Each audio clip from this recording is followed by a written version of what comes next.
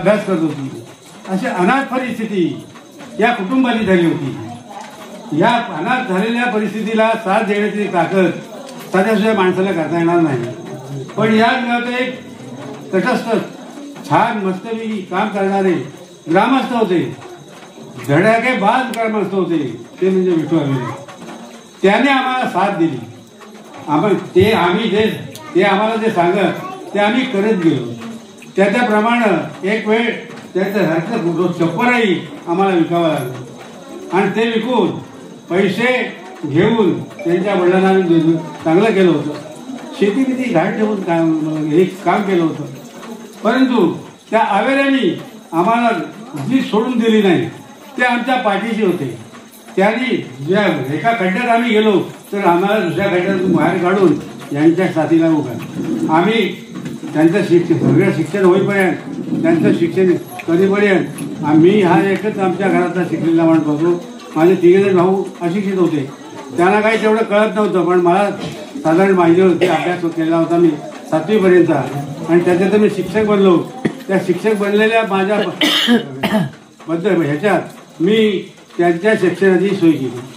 त्या शिक्षणातून त्यांना पुढं आणलं आणि त्याच वेळा माझी बहीण मला म्हणाली, दादा बघ विजू तुझ्यासारखा काहीतरी करणार आहे.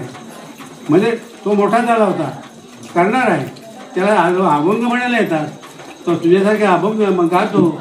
अशा सगळ्या गोष्टी हळूच माझ्याशी बोलायची, माझ्याजवळ आपला मनोगत सांगायची.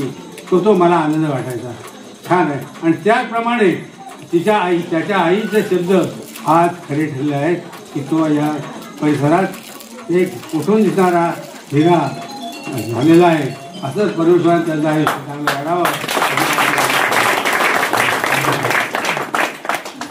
सर्व साथीदार कर्मचारी वर्ग आणि आपल्या वाडीतील सगळे ग्रामस्थ, महिला, बंधू आणि भगिनी, आज या ठिकाणी गेले 36 वर्ष ज्यांनी मेहनतीचं फळ दर्शवलेलं आहे आपल्या सगळ्यासमोर आणि खरोखरच खूप श्रमदान करणारी व्यक्ती ही गावामध्ये आमच्या विजयवीर नावाने विजय हा होतोच, वीर देखील, वीरता देखील आहे.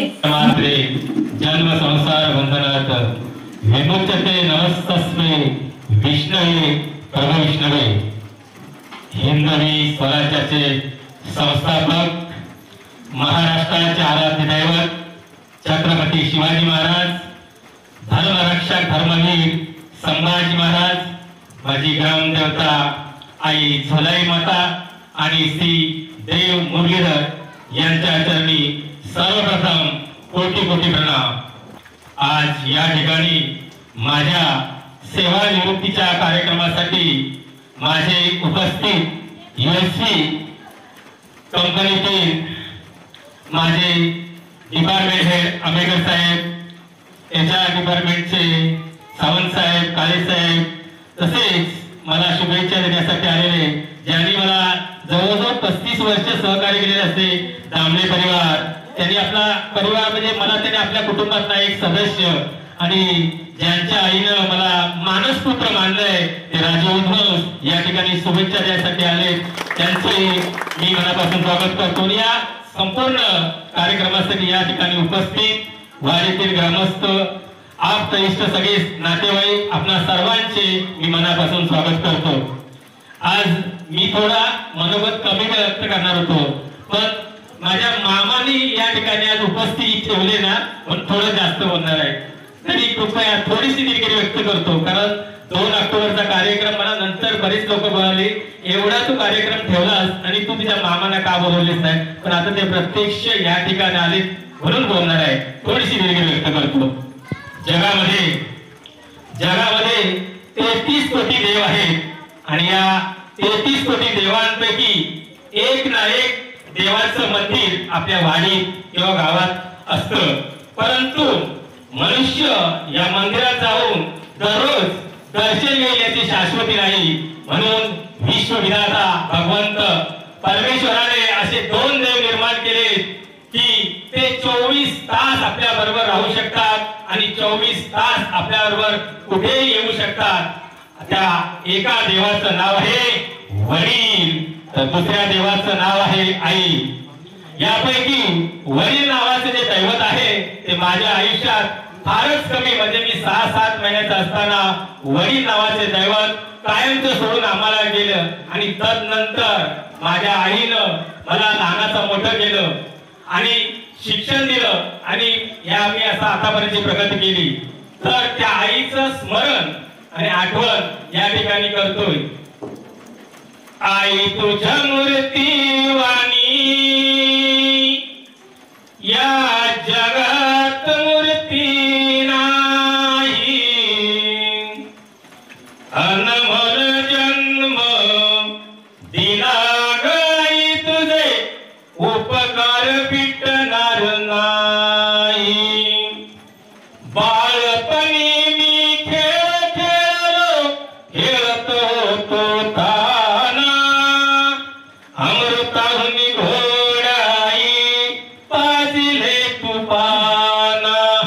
तुझ्या या उपकाराची आई, तुझ्या या उपकाराची कधी जाणीव झाली नाही. अनमोल जन्म दिला गाई तुझे उपकार फिटणार नाही.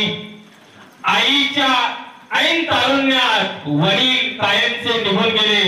घरात फक्त आजी आणि आई. कुणी कुणाच्या तोंडाकडे बघावं आणि कुणी कुणाच्या तोंडाकडे बघून रडावं, इतकी दयनीय वाईट अवस्था आली. घरात खायला अन्न नाही. वडिलांच्या आदरात राहतं घर सुद्धा विकलं गेलं, राहतं घर सुद्धा विकलं गेलं. अशा परिस्थितीत आमचे देवदूत ठरले ते मामा कुळे परिवार. कुळे परिवाराने आपल्या बहिणीची अशी वाईट अवस्था बघून तिला आपल्या घरी घेऊन गेले. इयत्ता माझं लहानपण सगळं अन्न वस्त्र निवारा आणि बाळपण हे कुळे परिवारामध्ये झालं. इयत्ता 7वी पर्यंत मी कुळे परिवारामध्ये शिकत होतो. तदनंतर आजीने मला खाली देव पूजा करण्यासाठी, आपल्या कुलदेवतेची पूजा करण्यासाठी ती मला वरून घेऊन आली. आणि तदनंतर 7वी पर्यंत 10वी पर्यंत शिक्षण मी पुन्हा या घरी गेलो. काही दिवस गेले, आजीच्या सहवास काही दिवस गेले. एके दिवशी प्रातःकाळची वेळ, आजी बाह्य उडीसाठी गेली असता परत येताना घराच्या शेजारी बाळ चढत असताना तिचा पाय घसरून पडली नाही. तिचा आजी तिथे कोसळली. आम्ही तिला उचलून घरी आणलं. दवाखान्यात गेला, परंतु अवघ्या 3 ते 4 दिवसात आजी ही कायमची निघून गेली. आजी कायमची निघून गेली. आता फक्त उरले आई. कसं कसं 10वीचं शिक्षण पूर्ण केलं आणि लोटे MIDCत गेलो. आईची अवस्था बघून आम्हाला पुढे शिक्षणाची इच्छा होती, परंतु ती मला करता आली नाही, कारण मला माझ्या गरिबीवर मात करायची होती. मला कामाची गरज होती. लोटे MIDC मध्ये फिरत युनिव्हर्सिटीच्या गेटवर आलो. मला त्याच दिवशी आतमध्ये इंटरव्ह्यूला बोलवलं आणि दुसऱ्या दिवसापासून कामाला यायला सांगितलं. परंतु लोटे माझं हे घर 13 किलोमीटरचं अंतर, त्या 2 किलोमीटर अंतर असं होतं की ते पायी गेल्याशिवाय इलाजच नाही. माझे सहकारी सांगतील महिन्यातून जवळजवळ 15 ते 20 दिवस असा ओव्हरटाईम असायचा की तो सकाळी 7ला गेला की रात्री 11 वाजता सुटायचा. सायकलचा प्रवास जवळजवळ पावणे 1 वाजता घरात यायचा. तोपर्यंत माझी आई एकटीच घरात झोपलेली असायची. तिला किती वाजले हे बघायला सुद्धा घड्याळ भिंतीवरचं घड्याळ सुद्धा नव्हतं. किती वाजले, आला की नाही, एवढी वाईट अवस्था.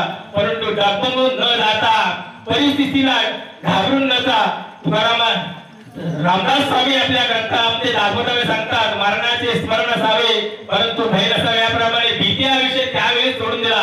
काय झालं तरी आपण किती 12-1ला 2ला आलो तरी आपल्या आईच्या भल्यासाठी येते. आपण कुठली वाईट कृत्य करू तर घरात येत नाही ना, मग आपल्याला भीती कशाला. म्हणून मी जे काम वेळ ते काम करायची सवय लावली, तरीही परिस्थिती बदलायला तयार नाही. म्हणून साहेब बिझनेस शोधला. साहेब बिझनेस करताना मंडप डेकोरेशन नक्कीच थोडंफार मला यश आलं नाही असं नाही. नंतर दिवसेंदिवस थोडीशी आर्थिक वाढ वाढत गेली आणि वीर परिवाराला सोन्याचे दिवस यायला सुरुवात झाली. असे एक दिवस जात प्रगती होत होता. 2014 मध्ये एक स्वर्ण अक्षराने लिहावं असं वीर परवांचं नाव, असं एक आनंद झाला की माझ्या आईला अखिल महाराष्ट्र कुणबी सेवा संघ पुणे, अखिल महाराष्ट्र कुणबी सेवा संघ पुणे या संस्थेनं माझ्या आईला महाराष्ट्राचं आदर्श माता पुरस्काराने सन्मानित केलं. हा दिवस मी माझ्या कधीच विसरू शकत नाही, असा हा दिवस सोहळ्याचा दिवस. त्या कार्यक्रमाला आम्ही मस्जिद लोक होतो, मामा म्हणजे होते त्या दिवशी माझ्या बाजूलाच होते. त्या कार्यक्रमाला मी त्यांना माझ्या आईच्या सोहळ्यासाठी कुठल्याही आवर्जून मी सांगतो, पण परवा माझ्याकडून चुकी झाली अशी नाही, पण ते त्या दिवशी त्या देवळात 2 ऑक्टोबरला गैरहजर होते, पण नंतर लोकांनी मला ती जाणीव करून दिली. मग आज मी परवा त्यांना 2-3 दिवसापूर्वी गेलो की असा असा कार्यक्रम आहे, तुम्हाला यायला जमेल का, पण आले. मी निश्चितच त्यांचा आभार आहे. पुणे परिवाराचे आभार, म्हणजे 2 पिढ्या जरी त्यांनी फेडलेल्या तरी फेडणार नाहीत, इतके मोठे आभार आहेत की त्याने आम्हाला जगवलंय, जीणं शिकवलंय, कष्ट करायला शिकवलंय.